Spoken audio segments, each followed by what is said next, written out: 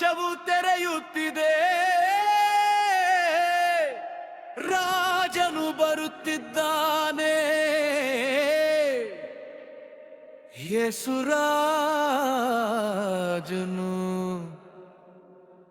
ಬರುತ್ತಿದ್ದಾನೆ.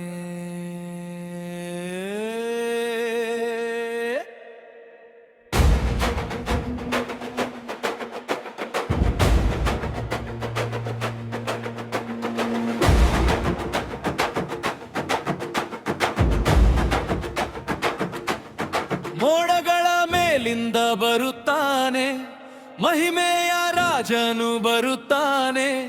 ಸಾವಿರ ದೂತರ ಸಂಗಡದಲ್ಲಿ ಶಕ್ತಿಯ ಧ್ವನಿ ಮೊಳಗುತ್ತದೆ. ಸಮಾಧಿಗಳು ತೆರೆಯುತ್ತವೆ, ಕರ್ತನ ಸ್ವರ ಕೇಳಿಸುತ್ತದೆ. ನಿದ್ರಿಸಿದ ಪರಿಶುದ್ಧರು ಎದ್ದು ಅವನನ್ನು ಬರಮಾಡುವರು.